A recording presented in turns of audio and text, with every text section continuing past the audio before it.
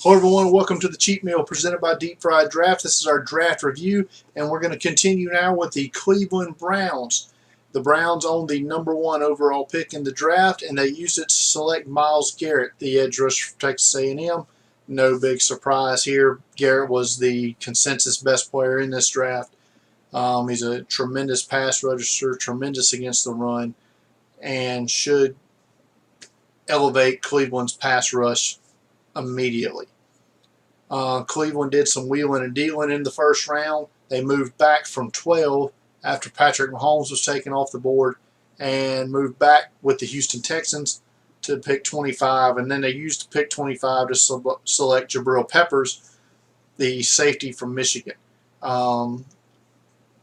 Peppers, to me, was a man without a position coming into the draft, and you had to be pretty imaginative to come up with an idea of where to play Peppers, and that's why I was a little lower on him than most people. Peppers is highly athletic, very young, so he has time to figure it out.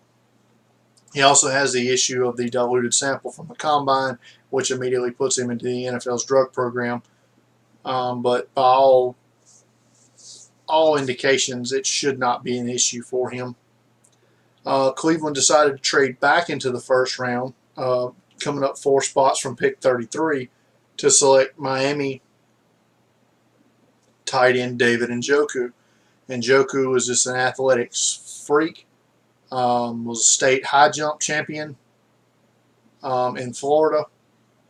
So he basically essentially replaces Gary Barnidge in their offense, who the Browns cut the next day. At pick 52 in the second round, the Browns selected quarterback from Notre Dame, DeShone Kizer. If you're getting redshirt freshman DeShone Kizer, he's probably a top 10 pick in the draft. But his redshirt sophomore year, he struggled mightily for the Fighting Irish. But the Browns are basically selecting him here on potential and what he could be going forward. You have to think he will not be pressed into playing immediately, that the Browns will roll with Cody Kessler. So we'll see how that goes from here. Or they could also go with Brock Osweiler, who they acquired from the Texans. I should be remiss to say that in that trade for Brock Osweiler, and then in the move back with the Texans, the Browns now own the Texans' first and second round picks next year.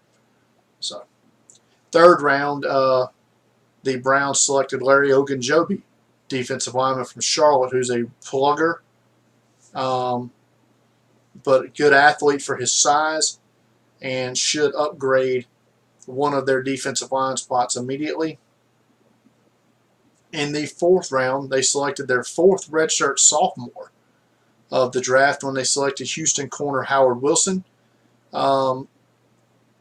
Wilson was knocked for some attitude issues at his pro day, so I don't know what the total story is there, but he's a tremendous athlete with good ball skills and should be able to help out early on in his career for the Browns. In the 5th round, a pick I know my good buddy Pete Smith didn't like, but I like the potential of Roderick Johnson as a developmental tackle prospect, and he was my 107 overall player. I think Johnson in the 5th round is good value here going forward as a guy who could develop into a starting capable tackle down the road. In the 6th round, a controversial selection for the Browns was Caleb Brantley, defensive lineman from Florida. I had Brantley rated 43 on my board. This was before he was arrested for domestic violence, in which there was 2 or 3 witnesses that saw him do it, or said they saw him do it, but supposedly there's video out there that exonerates him from this, and that has not come out yet. So, based on my board before this incident, because Brantley would have been lower on my board had I not already turned it in, it was a plus 142 value. But with that being said, this is probably about where he should have gone based on the evidence that all teams have. But there's a chance that his case could go south and the Browns end up cutting him, so we'll see.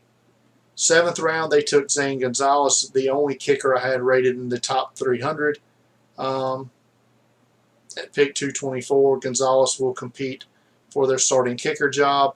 And Matt Days was a running back I liked a lot. Very productive in college, good in all facets of the game. Very similar to a running back they already have on the roster, however, in Duke Johnson. So it's a chance Days won't make that squad. But I thought it was good value, definite good value at pick 252. Some notable undrafted players they brought in. Channing Stribling, corner from Michigan, is a tall, long corner. Taylor McNamara, probably fighting an uphill battle to make it in their tight end room. And Kenneth Olabode from Colorado had a good senior season for the Buffaloes. And don't sleep on Kai Nakua, a very athletic safety from BYU, who has a chance to definitely make this roster. Total value, the Browns, number 1 on my board, and number 1 in the NFL, number 1 in average value. That's definitely helped out by the later picks of Roderick Johnson and Caleb Brantley. Their money value, their first 3 rounds, the Browns end up 12th in the league. That's going to do it for this review. We'll be back next with the Pittsburgh Steelers.